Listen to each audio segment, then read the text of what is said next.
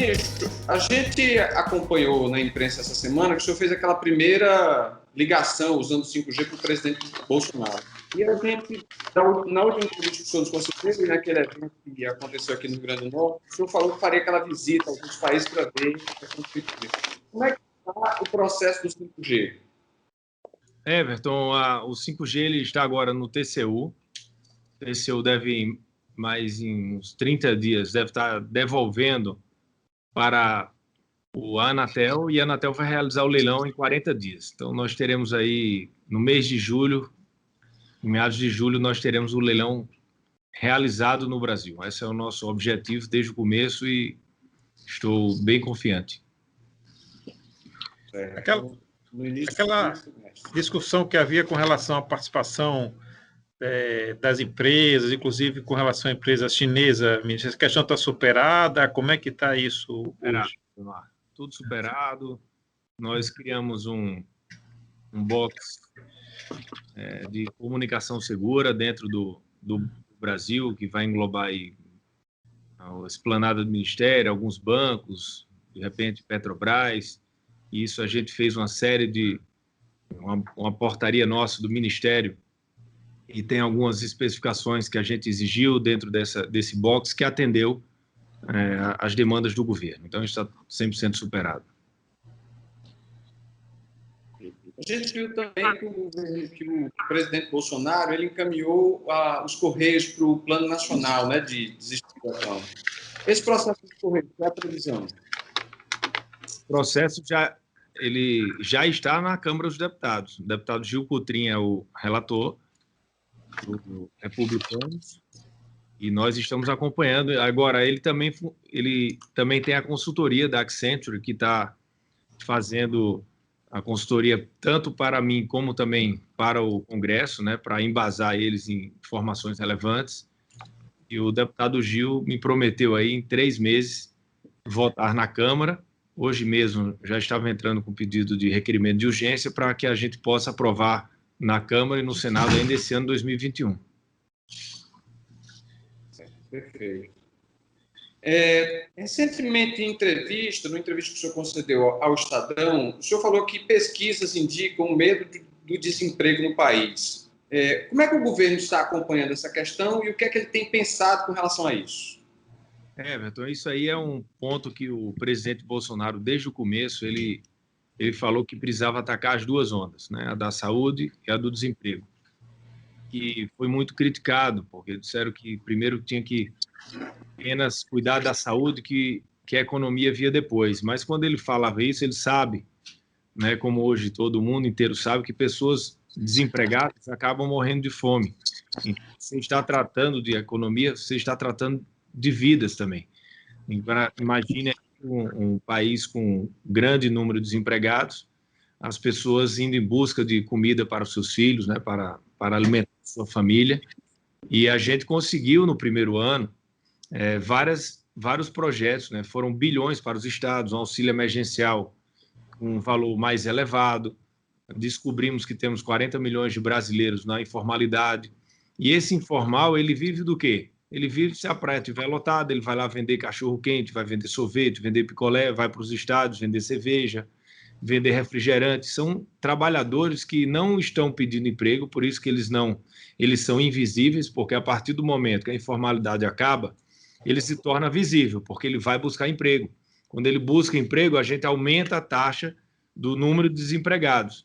E isso se deve ao quê? À paralisação total da economia.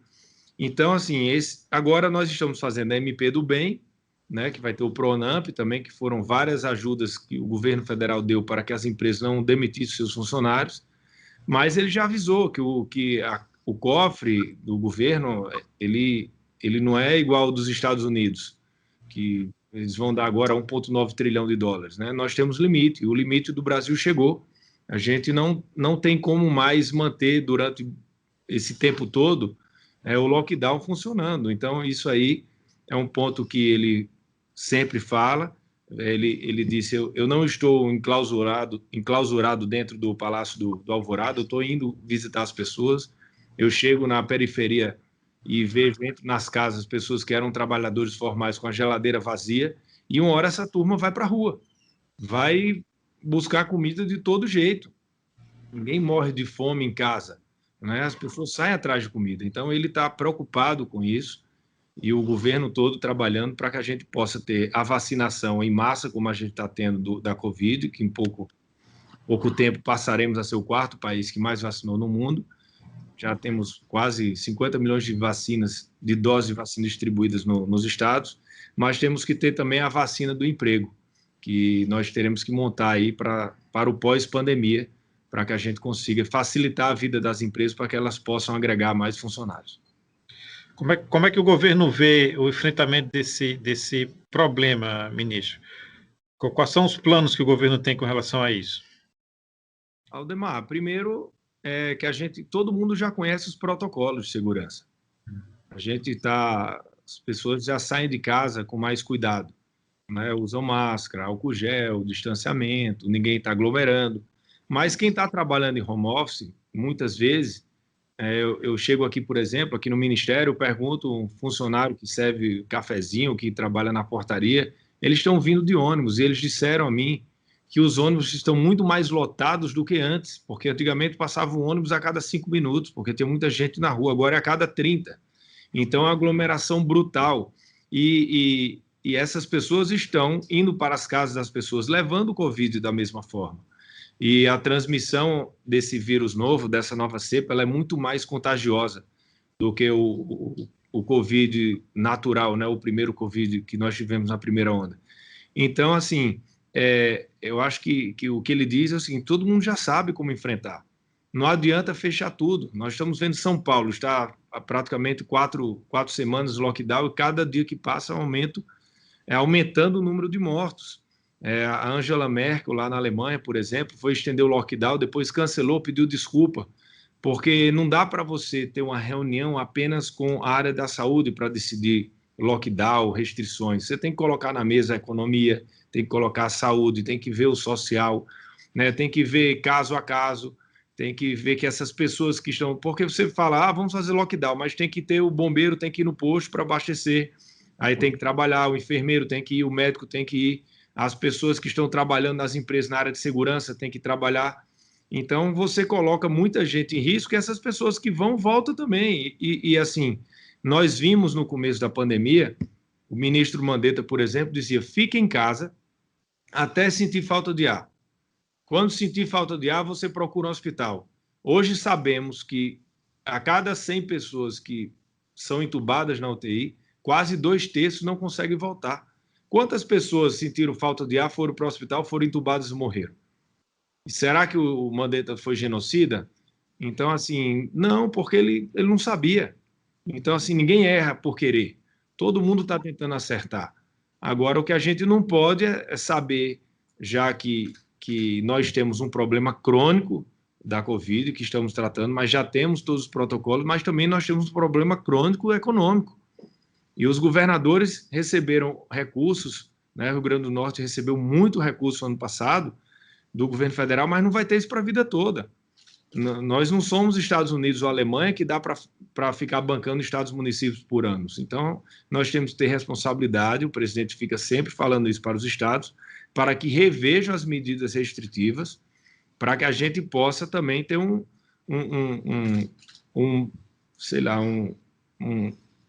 aglomeração pequena, obviamente, um distanciamento, mas que a gente possa colocar as pessoas na rua trabalhando, né? Assim, não todo mundo ficar trabalhando de forma remota, porque as empresas estão fechando. Quantas empresas aí no Rio Grande do Norte já fechou? Aí em Natal, em Mossoró. Todo mundo está quebrando. A quebradeira vai ser muito grande.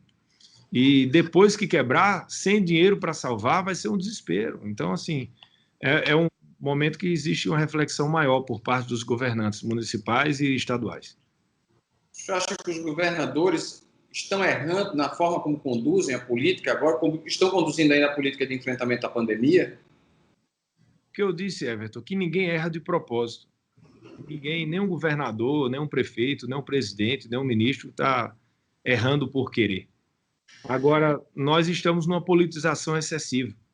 Tudo que Bolsonaro é a favor, os outros que não gostam dele são contra. E a gente não consegue ter um debate claro, porque sempre vem a politização. se vem alguma ideia que é do Bolsonaro, é uma ideia que já chamam que é uma ideia genocida. Aí, se a ideia vem ao contrário, a mesma forma, a turma reage. Então, a gente está vivendo um momento que a gente tem que deixar 22 para 22. E a população está chateada com isso, entendeu? Ela está bem revoltada com o excesso. E o que o presidente está falando é com base em números, porque o ministro da Economia tem reunião com ele todos os dias. Então, ele está falando a situação real do Brasil. Quando ele vai para dar uma entrevista e fala que não tem mais condições de manter por muito tempo os estados e municípios, as empresas, é porque ele sabe que não tem mesmo. Daqui a pouco, nós poderemos ter uma inflação muito alta. A inflação causa desemprego, as pessoas também vão sofrer, a inflação traz o caos social também, acaba tendo mortes também. Então, assim, tudo é um círculo virtuoso e que, se você politiza, acaba fazendo é igual vários dominós juntos, né? Você derruba um, quando vê a cadeia toda de dominós, ela é derrubada. Então, o presidente tem alertado e, assim, a politização continua. Eu vejo que a gente vai chegar um momento que a população vai reagir. O senhor acha que esse ambiente pode ficar ainda mais acirrado com a instalação da CPI da Covid?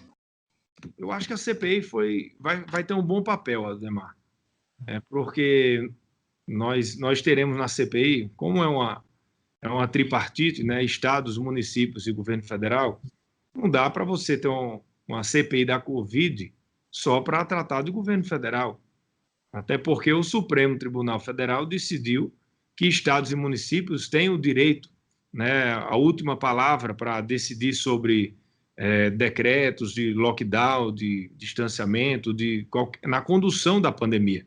Então, cada um é responsável por si. E o que a gente vê são estados que têm essa autonomia total e querendo culpar o governo federal.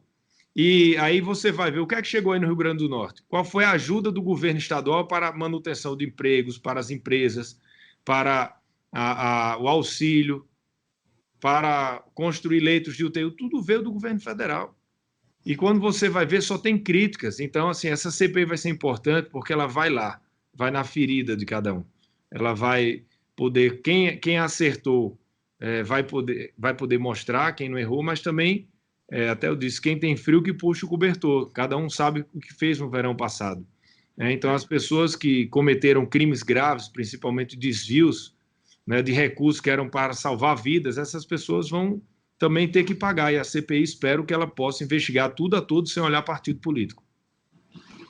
Aqui no Rio Grande do Norte, essa semana que passou, teve uma polêmica, uma discussão muito grande em torno de valores que foram repassados pelo governo federal e que entraram na conta 100 e tinham livre destinação. Teve muita essa discussão aqui.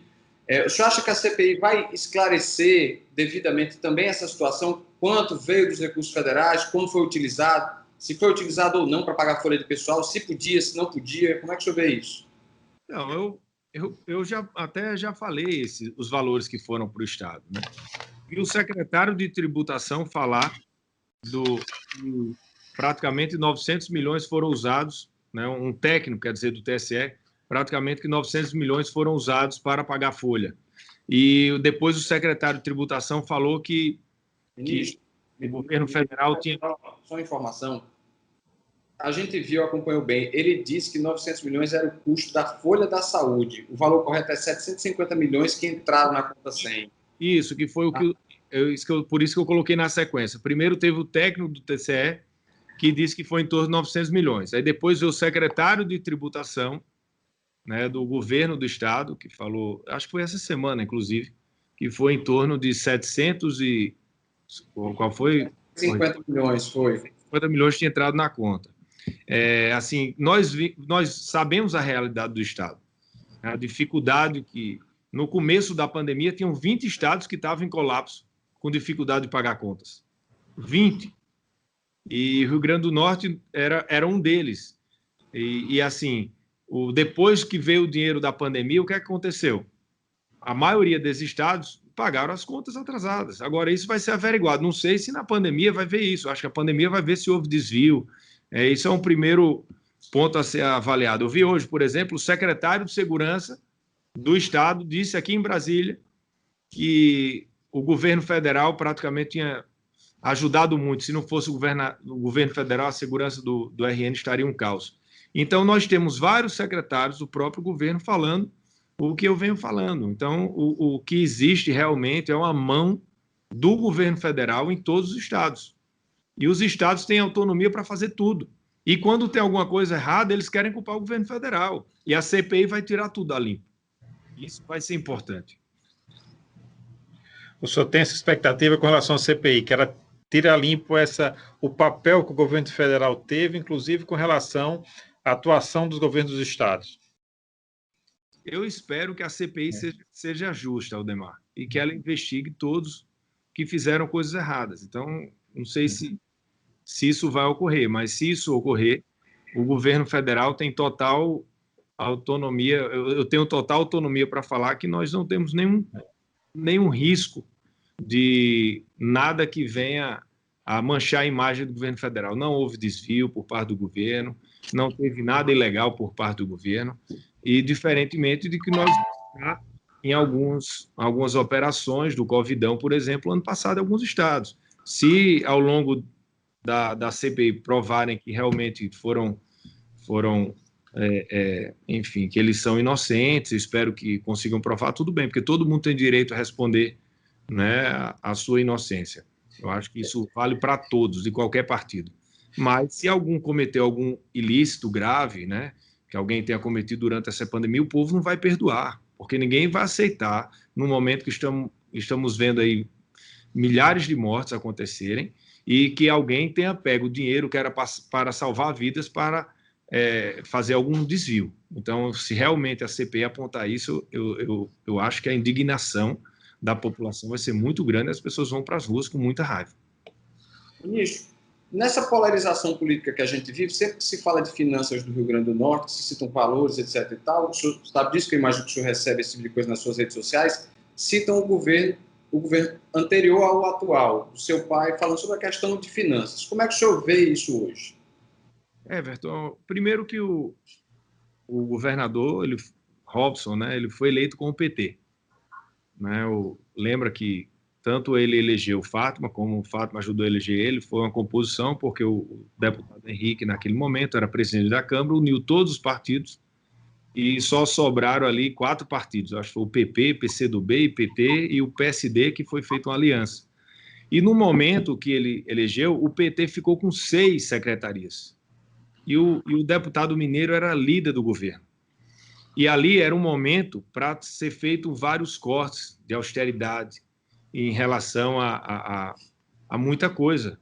E o PT defendeu que não fizesse. Isso aconteceu, eu até fiquei vendo um pouco à distância, né? Eu não participei do governo, apenas no ano de 2018 que eu fiquei mais presente ali, ajudar um pouco na montagem da chapa, mas eu me indignei por vários momentos, porque nós vimos o PT fazendo isso, brigando por aumentos em várias categorias, que eles sempre fizeram isso, porque fora do governo é fácil fazer, e depois do rompimento, pedindo as pessoas, fazendo greve, indo para frente da governadoria. Então, assim, inviabilizou completamente o governo. E, inclusive, uma ajuda que nós íamos conseguir do governo federal para quitar a folha em dezembro de 2017, que tem uma ajuda de 650 milhões, que o ministro Henrique Meirelles deu na época, o presidente Temer, e foi inviabilizado porque tiveram agentes políticos que foram no TCU, Tribunal de Contas da União, pedir para não repassar esse dinheiro para o Estado, porque já estavam visando 2022, e com isso ia ter uma possível recuperação por parte do governo, já que foi massacrado, que tinha a mídia toda contra e o PT contra, e então aquilo ali se tornou inviável. E com o excesso de bondades, né, sem poder, que foram dadas no governo, acabou estrangulando, né, a possibilidade de ter despesa dentro de receita. E isso começou, tanto é que ela disse que ia pagar a folha no tal dia, no tal mês, e foi passando e não pagou, só pagou depois que chegou o dinheiro do Covid. Algumas, né, que tem umas em aberto ainda. Então, mostra a dificuldade. Isso não era só Rio Grande do Norte, isso era todos os países, ou todos os estados. Inclusive, a governadora não fez esse corte no começo. Não fez. Tanto é que as previsões eram todas de que não iriam quitar. Agora, com bilhões que foram enviados para os estados, né, mudança de conta, porque você não pega o dinheiro que vem do estado, que vem do estado da União, né, do governo federal, e paga direto funcionário, mas você muda, né, muda a fonte, aí você pega uma fonte que é para pagar algum tipo de despesa, você alivia a despesa naquilo e acaba pagando. Isso é pedalada fiscal, mas quem vai ver isso é o TCE, não sou eu. Eu só acho que o dinheiro que vai para a Covid deve ser utilizado no combate à Covid, entendeu? Porque isso aí a gente não vai perdoar, nenhum Estado vai passar imune se tiver algum tipo de desvio, tanto de desvio de roubo como de desvio de função do dinheiro. Eu acho que houve pedalada fiscal aqui, esse tipo de situação aqui? Com dinheiro enviado, com dinheiro extraordinário enviado para aplicação na Covid, ministro? Demar, eu não sei, eu não sou do TCE, né? Eu estou vendo reportagem, agora eu vejo o número, a gente consegue avaliar, analisar qual era a arrecadação do Estado, o que o Estado tinha de despesa, e se você for ver o que tinha para pagar em um ano e o que foi pago, você com certeza não teve nenhum recurso extra, muito pelo contrário, foi feito porque teve ajuda do governo federal. Isso é simples de observar, né? Agora, isso cabe ao Tribunal de Contas do Estado, né, aos órgãos competentes, para que seja feita essa análise. Análise mais profunda e também dá o direito ao governo ter a sua explicação, né? Agora, cabe ao jornalismo, né, cabe à imprensa, cobrar a transparência para que a gente possa ver como os recursos foram aplicados. Porque pedalada se tornou É um apelido. Um apelido, mas depois que o TCU passou a ser mais rigoroso, órgão de controle, é grave, né? E principalmente depois do episódio lá no governo Dilma, né? Se o TCE constatar que houve, certamente vai ensejar. Propôs alguma medida do tipo, como uma CPI aqui no Estado, para verificar essa questão? E cabe aos deputados estaduais, Everton. Eu acho que o momento é de foco no combate à pandemia. Eu jamais iria propor algum tipo de CPI agora. Eu fui contra a abertura dessa CPI nesse momento. Eu acho que pode atrapalhar para que a gente possa adquirir vacinas ou alguma coisa. A turbulência política nesse momento não é importante. A CPI criada agora é para abrir um palanque para 22. Tanto é que a nossa defesa foi, já que vai ter a CPI, que investigue em todos.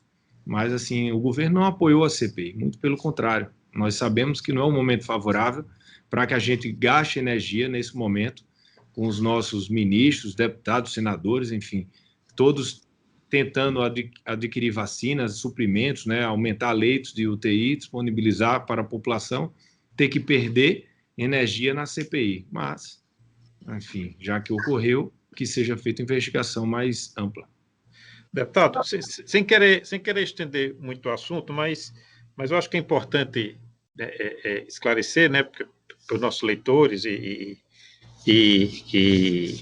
internautas, o senhor teve um momento, né, que o senhor chegou a usar o termo que o presidente Bolsonaro teria sido o melhor governador do Rio Grande do Norte por causa desse repasse do recurso, né? Isso já passou alguns meses.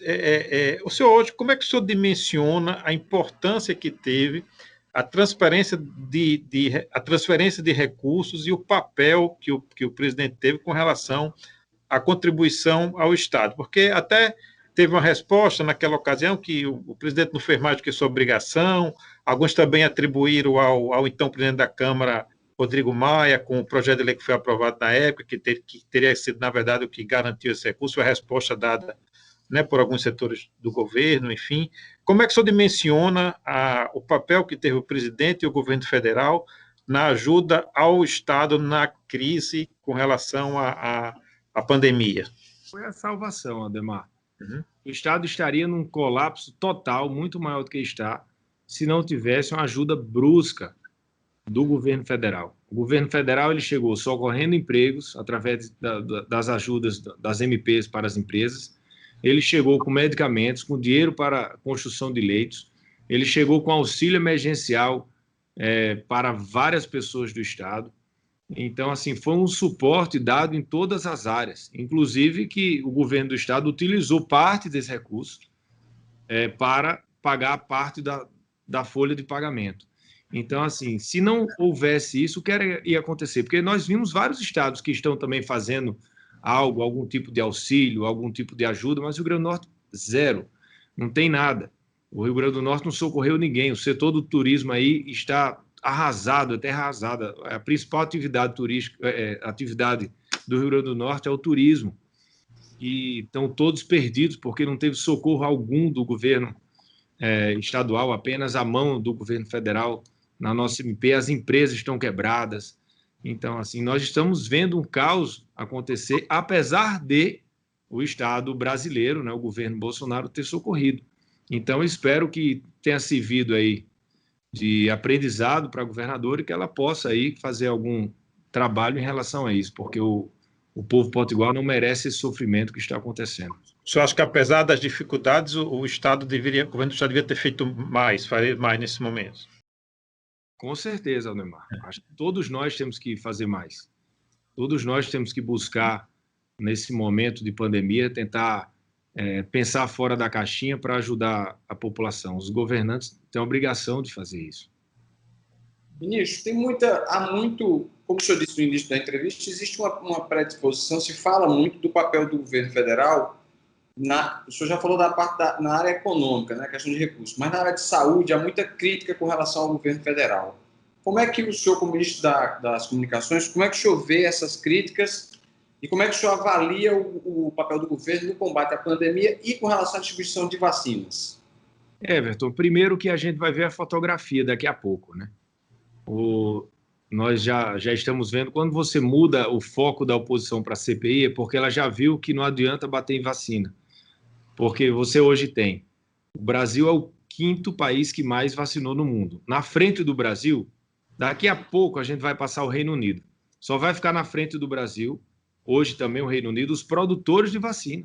Estados Unidos, China ainda e Reino Unido. E daqui a pouco seremos o 4º, o único país que não é produtor de vacina. Nós somos, se tirar os produtores de vacina, nós somos o primeiro do mundo. Então, assim, vale a pena, é importante que a gente possa ver essa fotografia lá na frente. Porque aí você diz, não, mas o Brasil, por que é o 5º? É porque é o 5º porque comprou. Em junho de 2020, começou a negociação para a produção de 100 milhões de AstraZeneca, porque em agosto de 2020 fez um MP também de 2,5 bilhões para comprar 42 milhões de vacinas da COVAX Facility, porque em dezembro fez um MP de 20 bilhões para comprar qualquer uma que ficasse pronta e aprovasse na Anvisa. Então, isso foi feito dever de casa. A Pfizer, por exemplo, nós teremos a mesma quantidade que foi do começo da negociação, só que ao invés de acabar em dezembro, como era a negociação, vai acabar em setembro, porque o próprio presidente entrou.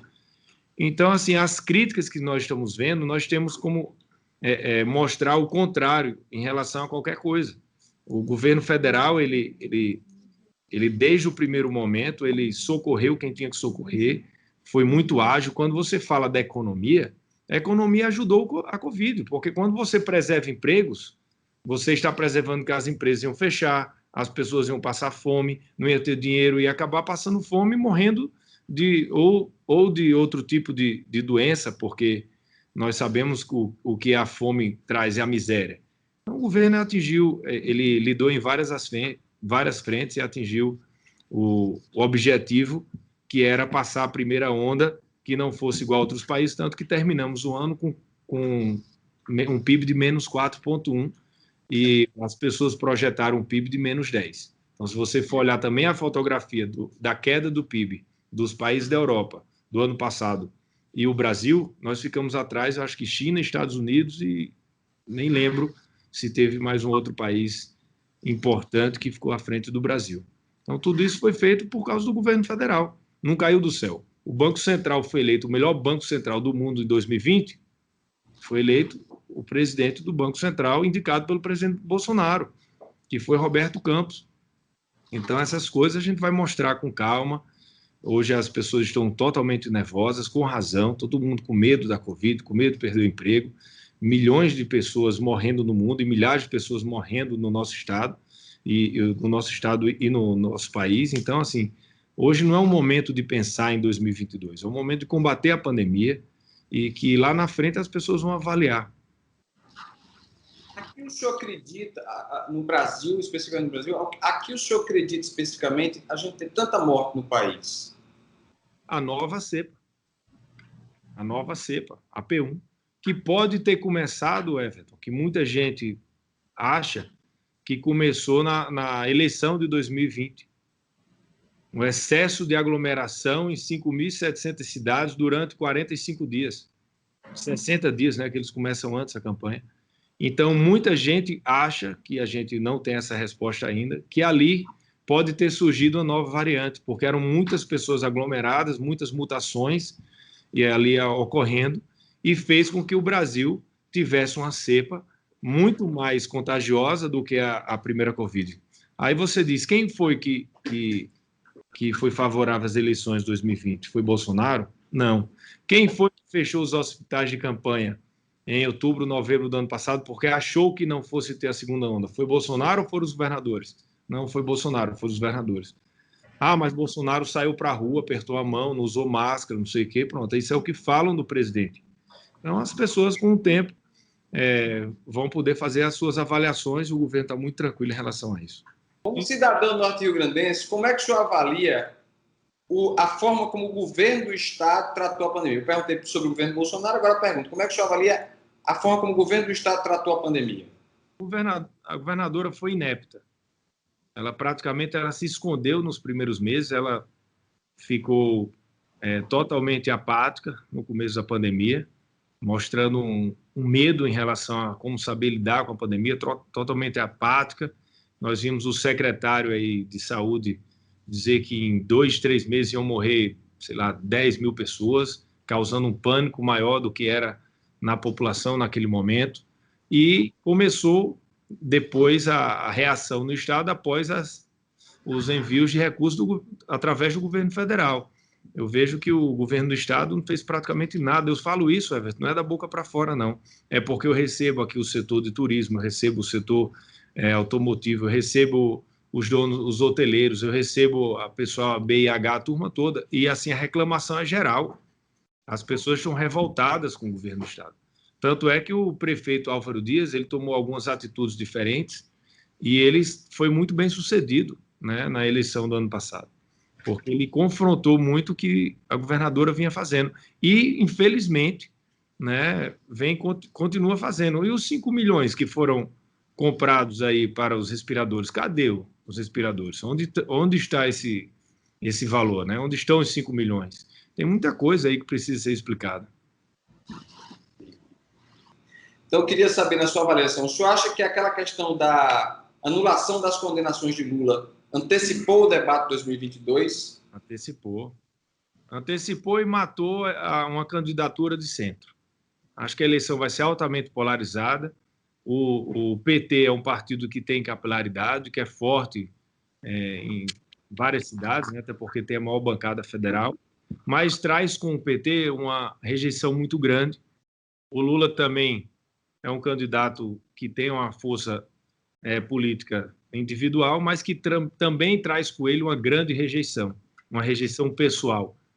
Então, assim, isso, o Lula ficou praticamente 2 anos sem ser candidato, a guerra política toda estava entre governadores pré-candidatos e o presidente Bolsonaro, então, com isso, a rejeição dele foi diminuindo, porque quando você não está no jogo político, é natural você ter uma rejeição menor. É só você pegar algum ex-candidatos aí do Rio Grande do Norte, que não são candidatos a nada, que foram candidatos ao governo, hoje eles têm uma rejeição muito menor. Mas quando eles voltam para a candidatura, como o Lula está voltando, aí a rejeição tende a aumentar, porque as pessoas vão relembrar os 14 anos do PT, o que é que aconteceu, o que é que ocorreu. Então, eu diria que não vai ser agora, porque agora nós teremos CPI, que vai investigar novamente estados, governo federal, mas para o ano de 2022 tudo vai voltar à tona e assim a eleição é muito polarizada, porque são 2 políticos populares que falam a linguagem popular e que têm um tempero, né? Então, eu diria que muito difícil um nome, fora eles dois, saírem para competir. O senhor acha que essa pandemia vai implicar numa dificuldade adicional para o presidente, numa candidatura à reeleição? Algumas pesquisas apontam isso já, né, as mais recentes. Como é que o senhor vê essa? Ademar, ele está sob total tiro, todo mundo batendo. Nós estamos num pior momento de pandemia. Nós estamos com a segunda onda, que é a primeira onda da nova cepa P1 e a segunda onda da Covid. Um enfrentamento muito forte, sabe? É notório que o presidente, a grande parte da imprensa contra o presidente, porque ele derrotou o sistema em 2018. Então, o sistema hoje está se unindo e aumentando a sua união em relação ao presidente. Mesmo assim, ele mantém ainda um terço da população, praticamente, de ótimo e bom. Você tem mais um terço. Hoje, no Brasil, você tem um terço que é da esquerda, um terço que é do presidente, um terço que é de regular, que é a classe média urbana. E, assim, no momento, as pessoas estão com muita raiva do que está acontecendo no Brasil. Elas estão insatisfeitas, porque elas estão em casa, com medo de perder emprego, com medo de perder Covid. Pessoas, todo mundo hoje tem um amigo, um parente que veio a falecer. E essas pessoas, quando elas estão com raiva, elas tendem a rejeitar os seus governantes. Então, assim, não é o momento de fazer pesquisa, tanto é que nem estamos fazendo pesquisa quantitativa. Nós estamos fazendo pesquisa em relação à Covid, à economia, porque o retrato do momento ele vai ter uma cortina de fumaça muito grande. Se você perguntar, você é a favor do governo Bolsonaro, ou a favor da economia, ou a favor de algo que esteja em grande evidência positiva, as pessoas vão rejeitar da mesma forma, porque o sentimento hoje é em relação à pandemia. Então, passando isso, Aldemar, depois nós já estamos vendo aí nos Estados Unidos, né, pós-vacinação, a vida voltando, as pessoas vão voltar a viver, a gente vai ter um programa grande de emprego, enfim, o Brasil vai saber lidar de novo com a economia, vamos mostrar que somos o quarto país do mundo que mais vacinou. Eu acho que essa percepção vai mudando, principalmente nesse um terço da população que tende a ir para um lado ou para o outro e que decide em todas as eleições. Falando em economia, como é que está a questão do orçamento, que tem a ver com a questão das medidas Pronamp, o BEM, esse tipo de coisa? Isso está resolvido? Vai ser resolvido agora? Como é que está isso? Eu sou de comunicações. A comunicação, ela é área meio, né? Eu não entro no início da discussão. Eu entro quando a fumaça branca ela aparece para a gente comunicar. Então, eu já fui pré-avisado aí que estamos aí nos momentos finais e em breve teremos uma sinalização em relação ao orçamento. Eu diria que o governo está lutando todos os dias para que evitemos aí qualquer tipo de ruído entre Congresso e governo federal. Então, a gente está trabalhando para chegar em um consenso. O presidente Arthur Lira, muito ligado ao presidente Bolsonaro, também o próprio Pacheco, tem uma boa relação. Nós vivemos 2 anos muito ruins. Então, a gente vai conseguir chegar num consenso dentro. Eu acredito que até o final de semana, quando vai sair a nossa entrevista. Eu queria saber do senhor, o político Fábio Faria, o que é que o senhor está pensando para 2022? Se o senhor já avaliou, está avaliando uma candidatura ao Senado ou ao governo do Estado, ou pretende continuar no plano federal? Como é que o senhor está avaliando isso? Primeiro, eu estou totalmente focado aqui no combate à pandemia, né? Não tem nem como a gente pensar em outra coisa. Eu, assim, estou praticamente reuniões desde 7 horas da manhã até meia-noite, todos os dias, sem parar. A gente não tem nem como pensar em política. Mas, assim, ela foge muito de mim, essa pergunta, né? Porque hoje, primeiro que eu tenho que ouvir o Bolsonaro, eu tenho que ouvir a minha família e tenho que ouvir o povo, né? Ninguém é candidato de si próprio. Uma coisa que eu adianto, que eu sempre adiantei, não serei candidato a governador. Entendeu? Não serei. Eu tenho uma boa relação em Brasília, estou no 4º mandato, né? Já estou como ministro agora, mas assim, tenho um conhecimento muito grande na máquina pública. E assim, o meu pai vai ser candidato a federal, porque eu sempre disse que eu não queria ter mais de 4 mandatos. Então, por um acaso, sobra aí a opção do Senado, mas como eu disse, primeiro vou ouvir o povo, vou ouvir minha família, vou conversar com o presidente. Se ele quiser que eu fique ao lado dele, eu ficarei. Se ele quiser que eu vá para essa missão, também, se achar que eu posso ajudar no Senado, se o povo quiser também, eu colocarei meu nome à disposição, mas nós temos um grupo de ministros que se dão bem e que a gente vai buscar aí conversar isso no momento adequado, mas é a única possibilidade que eu posso concorrer no Estado. A última pergunta, o senhor traçou um cenário aí para a eleição nacional, e a eleição estadual? Como é que o senhor vislumbra? Também o senhor acha que vai ser polarizada? Quais são os nomes que o senhor acha que pode enfrentar uma provável candidatura à reeleição da governadora, que tende a disputar? Como é que o senhor vê um cenário para a eleição estadual em 2022? Demar, hoje a governadora é candidata única até agora, né?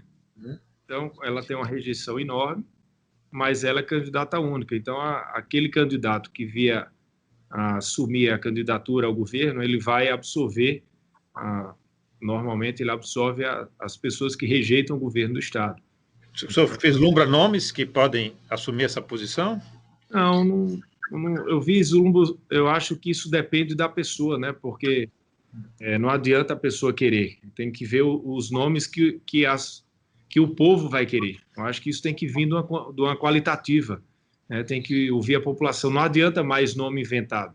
Nós já vimos várias vezes acontecer isso e dava certo antes e hoje não dá mais. Junta um monte de partido, junta o dinheiro do mundo todo, de vários partidos que são grandes, grande quantidade de apoiadores e o povo vai para as urnas e vota diferente. Então, por isso que eu falo que uma candidatura minha, em primeiro lugar, tem que passar pelo crivo do povo. Mas é um crivo ali de pesquisa, saber se as pessoas querem. Então, acho que o candidato a governador também tem que fazer essa mesma pergunta, porque não adianta ele querer vir de cima para baixo que não vai conseguir. O presidente vai precisar de um palanque aqui, né, ministro? Terá. Com certeza terá. Só lhe agradeço, obrigado mais uma vez pela entrevista.